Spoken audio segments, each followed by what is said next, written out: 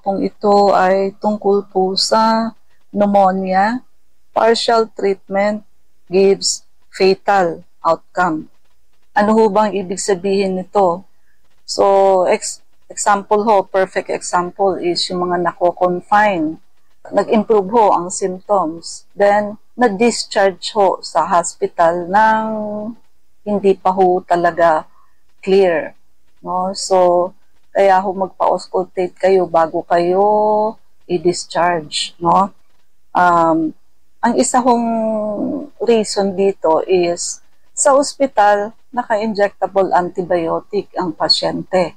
But try to think, when you are discharged, the injectable antibiotic will be stopped and you will just be given oral antibiotic, which is not as potent as injectable antibiotic. Kasi wala na mag-i-inject ng IV antibiotic sa bahay. So, isi-shift ho kayo sa oral antibiotic. Bukod ho sa mabagal, ang penetration niyan, 40% ng oral medication, nasisira na ho ng digestive enzyme sa ating sikmura. So, bukod ho sa 60% na lang absorption, oral antibiotics are not as potent as injectable antibiotics. So, kadalasan ho ang nangyayari na ospital na, pinauwi ho ng hilaw. When you say hilaw, partial treatment lang ho. No? Clinically nag-improve. Ang katotohanan ho, yung mikrobyo, ando doon pa ho. Then, pag-uwi, dahil wala na hong injectable antibiotic, wala na hong monitoring, lumalala ho uli ang pasyente, and kadalasan ho sa discharge, pag nasa bahay na, saka namamatay ang pasyente. Napakarami hong ganito, no? So, wake up call po. So, this topic is to wake you up na kailangan ho sundin niyo ang doktor. Pag sinabing hindi pa pwedeng lumabas, hindi pa ho dapat ilabas sa ospital.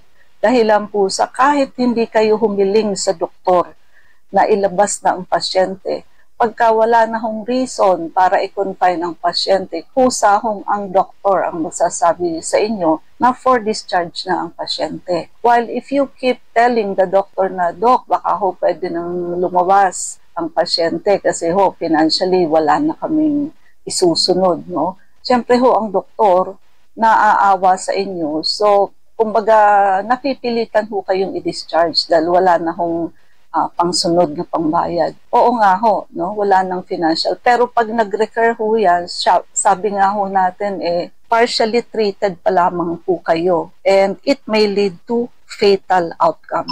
So nakamamatay po. Hindi ho ba mas magandang gumastos kayo ng buhay ang pasyente kaysa ho gumastos kayo sa pagpapalibing sa pasyente. Buhay ho ang katimbang sa hinihiling ninyo. So even sa clinic, no, tayo ho hindi tayo nagko-confine. So, outpatient lang po tayo. Pag sinabi ko ho sa inyong hindi pa kayo clear and mag-extend kayo ng treatment, mag-extend po kayo because you are just partially treated. May kailangan pa hong simutin. Kasi ho, yung crackles na naririnig ho sa likod ninyo, phlegm and mucus po yan. Wala hong phlegm and mucus kung wala na hong mikrobyo. Ang gumagawa ho ng mucus na naririnig namin sa crackles is the bacteria and the virus and other microorganisms. Kaya lang ho ang pasyente, minsan ho, o kadalasan ho, hindi minsan, matigas ang ulo. No? So, pag gusto niyo hong humaba ang buhay ninyo, sumunod ho kayo sa doktor. Yung mga may allergy ho dyan, diagnose as allergy, mag-ingat po kayo kasi baka yan hong naririnig sa inyo. Kala ho ng doktor allergy, yung pala ho ay walking pneumonia. Kasi wala kayong symptoms, walang ubo, walang sipon, no? Walang lagnat. So hindi ho nagtatali. Wala kayong simptomas, pero pag auscultate ng doktor, may naririnig siya. And not all doctors, hindi ho lahat ng doktor nakahawak na ng cases of walking pneumonia. So hindi ho nila alam na walang kasinto-sintomas or very mild no? So, edi ayun ho, ikamamatay ho ng pasyente dahil nagpa-progress ho yung sakit, hindi alam ng patient. So, uulitin ko yung sinabi ko, hindi bali na ho kayong mabigyan ng antibiotic at allergy lang ho pala. Wala hong harm. Kasi kung may iba pa kayong bakterya sa katawan, like may UTI kayo, may mahihit pa rin ho yung antibiotic. But, if you are diagnosed as allergy, so hindi ho kayo binigyan ng antibiotic kasi nga ho, diagnose kayo as allergy. Then, yung pala ho ay walking pneumonia. Fatal ho yun. So, ikamamatay ng pasyente. Tanggalin niyo ho sa isip ninyo yung mga sabi-sabi ng layman na baka masobrahan kayo sa antibiotic. Alam ho ng doktor ang ginagawa niya. Tandaan niyo ho, after ng pandemic, wala na hong germs na nakukuha ng 7 days, 10 days. Marami na hong mutation na nangyari. So, producing resistant strain. No? Kaya ho, mas marami ang ganitong partially treated, whether sa clinic namin or sa hospital. No? Kung baga akala magaling na, sinasabi ho mag-extend ng treatment, hindi ho nag-e-extend ng treatment. Then, babalik ho sa clinic or sa hospital, bagsak na ang oxygen. Pag ang oxygen ho ninyo bumagsak na, then it's too late. Ha? So, sira na ho ang puso niyan, 3 araw lang po yan. No? So, pag-admit ho niyan, may hirap huminga. Kinahapunan ho niyan, wala nang ihi. The next day ho niyan, comatose ang pasyente, nakapasok na sa brain, and 3 araw ho niyan, bumabagsak na ang BP, sepsis. Pagdating ho ng hapon ng 3rd day, wala na ho ang pasyente. Tandaan nyo, ipinasok nyo ho ng buhay, may ihi, humihinga, hindi nyo ho akalain na ilalabas nyo ang pasyente na hindi nyo na ho pala kasamang lalabas ang pasyente dahil wala na po ang pasyente. Tandaan nyo ho itong mga sinasabi kong to. Katotohanan ho ito na kung hindi pa kayo nakakita ng ganyan, karamihan ho hindi aware sa mga ganitong pangyayari. And, si Pope po, hindi ho ba, na-hospital na ng 40 days. Then, inilabas na. Ang sabi nga ang akala recovering na ang si Pope, no? Then, what happened? Nagbigay pa ho ng blessing ng Easter Sunday. Then, it is a big surprise for them na kinaumagahan ho, wala na ho si Pope. Partially, hindi ho partially, baka po, ganito rin po ang nangyari, no? Sa sinasabi natin na partial treatment lang ho ang nangyari at ayun ho, naging fatal ang outcome basta ho napauwi na sa bahay ang pasyente. Meron hong nagkakaroon ng false recovery ang pasyente. Kalma ho, calm before the storm, no? Ang storm ho doon yung pag nag-recur, eto na, doon namatay ang pasyente. Naakala ninyo nag-i-improve na. So, symptoms improve, but infection persists. So, ang antibiotiko, siyempre, nakaka-reduce yun ng symptoms within 48 to 72 hours. But, it doesn't mean na ang bacteria ay wala na. No? Just the inflammation is suppressed. Pero yung mikrobyo, andoon pa. Discharge happens when the patient looks better. Ayan, napapauwi ho ang pasyente kasi the patient looks better, mukhang okay na. But the infection is not fully eradicated. No? Kumbaga ho, kung 100 yung bacteria ninyo o virus ninyo, na-eradicate ninyo yung 70, may natira hong 30. Yung 30 hong yun, dadami ho uli yun. At mas matapang. Kasi ho, mag-mutate na ho yun into a resistant strain. Pag ibinigay nyo ho yung same antibiotic, it will not be as potent as the first time you use it. And aside from that, ayan, sabi nga natin, pag umuwi ho ang pasyente sa bahay, of course, the injectable antibiotic will be replaced by oral antibiotics. So, ano ho bang pagkakaiba? Ang injectable antibiotics ho, high ang blood concentration nito. Kaya ho, rapid ang action, mabilis. While ang oral antibiotiko, slower ang action. at mas variable ho ang absorption. So sabi nga natin ang absorption po is poor in patients with gut issues, vomiting, or inflammation. Actually, kahit ho walang gut issue, pagbagsak ho niyan sa ating GI tract, 40% masisira na ho ng digestive enzymes. So it is only 60% that will be absorbed. Tapos mabagal pa ho. No? And the dangers that are hidden at discharge. Yung mga hidden truth, pag pinauwi ho ang pasyente, meron pa hong silent hypoxia. So, syempre ho sa bahay, walang oxygen. Yung sabihin ng hypoxia, lack of oxygen. Incomplete pa ho ang infection control. So, Novor IV meds yan, wala na rin hong swero. Kaya, nangyayari ho ang relapse. Weakness and fatigue. So, nanghihina uli, unti-unti ang pasyente. Dehydration. Nagwo-worsen ho ang dehydration pag nag-take ho ng oral antibiotics because of the absorption. Undiagnosed sepsis may flare up once injectable antibiotic is stopped. Undiagnosed sepsis na ho ang pasyente, hindi ho ninyo alam, hindi rin ho alam ng family members ninyo na unti-unting nagde-deteriorate ang pasyente. At pag hininto na ho ang injectable antibiotic, tandaan nyo ho, ang nagsesepsis, umabagsak ho ang BP. So kung dati naka-maintenance siya, 140 pa ang BP, pag nagsesepsis ho, biglang halimbawa nag-120 niya lang without maintenance sa high blood, papuntang sepsis ho yan pag bumabagsak ang BP ng pasyente. And immunosuppression from steroid, bakit po naka-steroid? Yun nga ho, minsan ho misdiagnosis na asthma, so mabibigyan ho yan ng mga inhaler na steroid or tablet na steroid o di lalo hong ibabagsak nun ang infection.